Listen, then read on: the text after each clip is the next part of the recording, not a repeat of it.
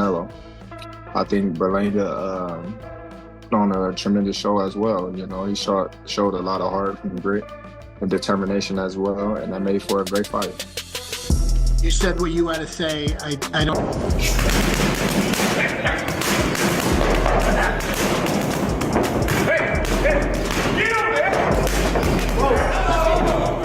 After weeks of anticipation, Gervonta Davis finally released his training footage on Instagram and X, giving fans a glimpse into his intense preparations. The clips were so impressive that even Terence Crawford couldn't resist commenting. The eye footage displayed Davis's unbelievable speed, something boxing fans had never witnessed before. It's a well-known fact in boxing that the most dangerous punch is the one you don't see coming. Crawford, despite giving praise, seemed to withhold full credit from Davis. Though he didn't name names directly, it was obvious from his post on X that he was referring to Gervonta Davis. I think, you know, if you can punch, you can punch. Okay. You know, it may not have the same effect that it did on a smaller guy, on a bigger guy, but if you sharp, you sharp. Right. You know, and I don't.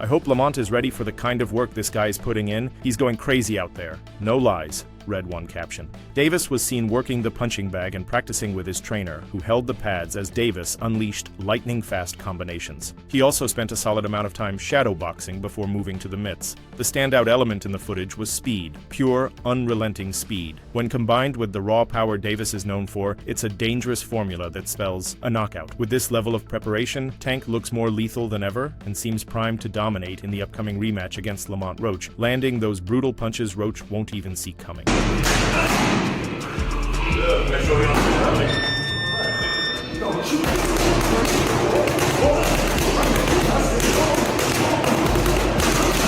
Within Davis's camp, there's a strong belief that Lamont Roach only managed to absorb Davis's punches in their first encounter because he could anticipate them. Had he not, he would have ended up on the canvas, just like the other 28 opponents, who fell victim to Davis's knockout power. The newly released footage is nothing short of jaw-dropping and has already racked up thousands of likes and comments.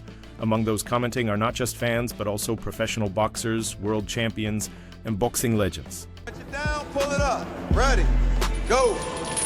10, 9, 8, 7, power, 6, 5, power, 4, power, 3, 2, one more.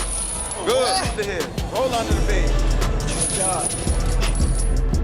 That lawnmower, that's that.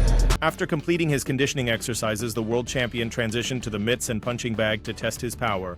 He later engaged in sparring with an unnamed partner before taking a brief break. In a recent post on X, Davis was shown working the heavy bag non-stop for an entire hour without taking a single rest. This not only highlights his endurance, but also speaks volumes about his dedication and overall skill. It's in grueling training sessions like these that true champions are forged.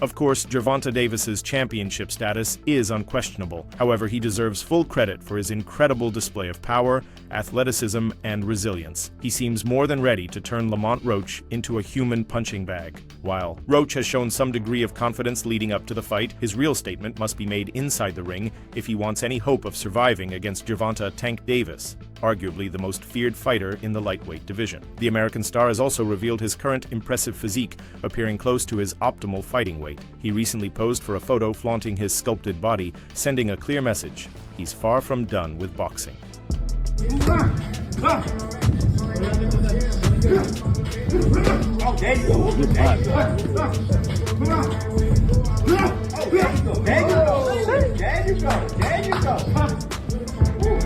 Take deep breaths when you walk. Take deep breaths. Right. That's exactly what fans have been picking up on, with many suggesting his condition signals a possible U-turn on retirement. One fan wrote, "And you guys think he's retiring? He looks clearly motivated." Another commented, "I thought, he was out of shape and undisciplined, always gaining weight between fights, but this guy is locked in." Someone else added, "He looks incredible. Roach is in serious trouble. No way he's retiring after this." Another fan even suggested future opponents. He must fight Vasyl Lomachenko and Keyshawn Davis. He can't walk away from boxing in this kind of shape.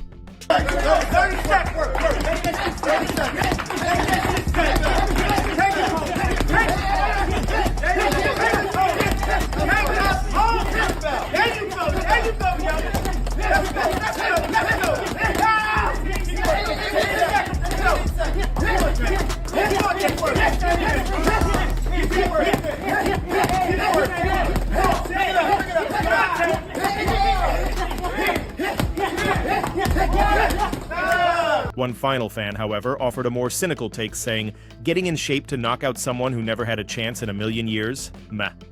Regardless, the big question now is, who would Davis fight next if he defeats Roach again? Roach, on his end, remains confident and fired up. "I worked my head off," he said. "If Davis is on his way out, I might as well send him packing. I love proving people wrong, and proving myself right even more." He added, "Right now, they really got me messed up, so I've got upsetting people on the agenda." Roach believes this will be the fight of the year and the beginning of his own legacy run, after which he plans to face another champion, either at 130 or 135 pounds. That lawnmower, that's it. Stop that.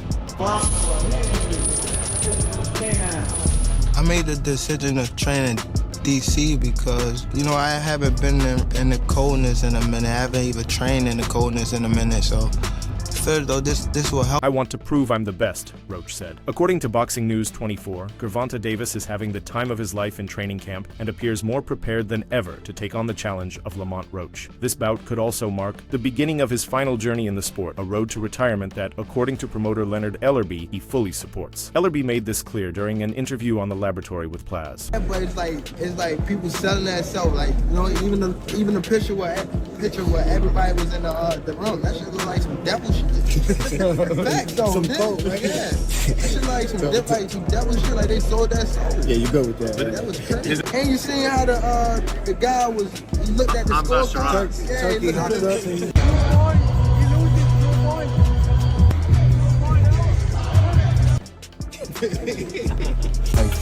If you got a talent, the money gonna come for sure. So I wouldn't even tell them to focus on money. Like if your talent there, I don't even worry about the money. That's all you gotta worry about. The New York State Athletic Commission's review of the fight remains ongoing, with no official verdict released yet. Gervonta Davis, the WBA lightweight champion, finds his status as one of the top pound-for-pound fighters under scrutiny. He retained his title in a gripping contest that ended in a majority draw, scores reading 114, 114, 114, 114, and 115 to 113 against WBA super featherweight champion Lamont Roach on Saturday night at the Barclays Center in Brooklyn. According to CompuBox statistics, Roach was the busier fighter, throwing 400 punches compared to Davis's 279.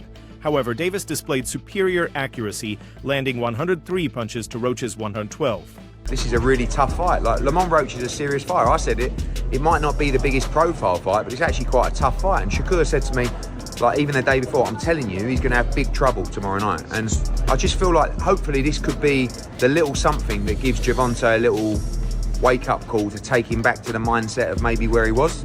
Do you know what I'm saying? New York State overturns it?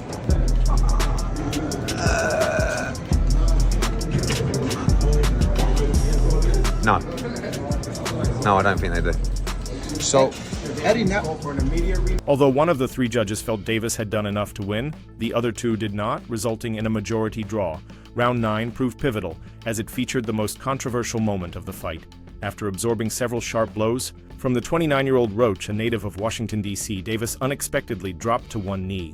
By boxing rules, this should have been ruled a knockdown by referee Steve Mills, which would have made the round 10-8 in Roach's favor, rather than 10-9, potentially giving Roach the win on two of the judges' scorecards. Davis later explained the incident by saying, "I just got my hair done 2 days ago, and she put grease in it.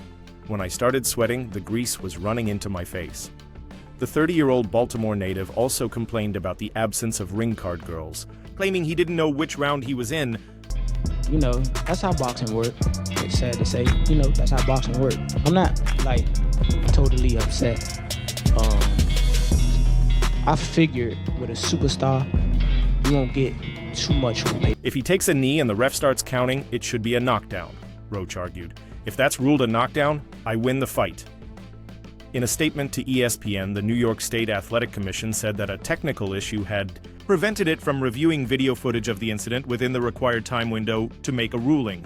Meanwhile, trainer Greg Hackett described the Davis versus Roach fight as a solid matchup, though he acknowledged that Roach might not be, as familiar to casual boxing fans who haven't followed the sport closely. Smaller than him was Pitbull.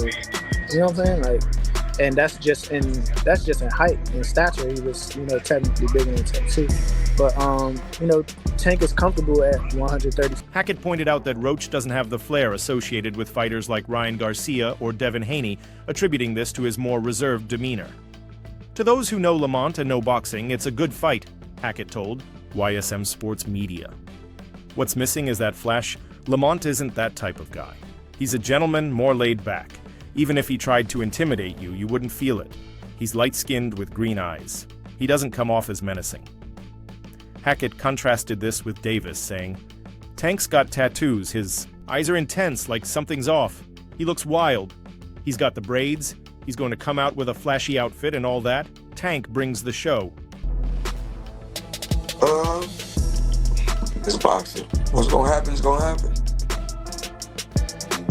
It's boxing. Lamont is just a cool dude, but he can fight, and he's a champion. He deserves to be respected as such, said Greg Hackett. The problem is we're always chasing hype, always looking for big names. But in reality, this is a great fight. Hackett emphasized the significance of the matchup, pointing out that both Lamont Roach and Gervonta Tank Davis are familiar with each other. It's a local clash, and for their area, the DMV, it's huge. He noted that both men have shared the ring with Hector Garcia. Tank fought Garcia just a year and a half ago. That's the level of boxing we're talking about here, Hackett said, underlining the relevance of their mutual opponent. It's the world of boxing is what it is. I mean, you just don't ever know what can happen in the sport. Right. I mean, we take losses every day, even though I may have had my hand raised every time I went out there and performed, but when I lost my... So how can anyone say Tank is cherry-picking when Roach is a champion and they have history? Hackett asked. They know each other. The only thing Roach doesn't have is that star power or flair like Ryan Garcia or Devin Haney, because those guys have been in the spotlight for years. In a sport filled with mega fights, titles, and money, Hackett mentioned that fighters often seek opponents who reignite their passion. The 37-year-old veteran is no different. Potential bouts with WBC junior middleweight champion Sebastian Fundora, IBF title holder Bakram Murtazaliev, and former WBO champion Tim Tszyu were considered, but none of them had the star appeal. Canelo Alvarez, however, does, and that changes everything. Legacy fight. I feel as if, you know, this is the biggest fight in boxing today. I feel like this fight right here is like the last of the Mohicans. You know, we both coming in an era where Floyd Mayweather was #1 pound for pound, Showtime, or HBO era, that type of era. So, what once seemed like a fantasy fight soon turned into reality. Now, Gervonta Davis and Canelo Alvarez are officially set to square off on September 13th at a location yet to be announced. Fighting Alvarez is no easy task. He's a powerful puncher with excellent technique and ring IQ, yet the risk is overshadowed by the immense financial reward and the chance to elevate one's legacy. For Crawford, a win would make him a 3-division undisputed world champion, a historic achievement. With so much at stake, many believe that win or lose, this could be Crawford's final bout before retiring from the sport.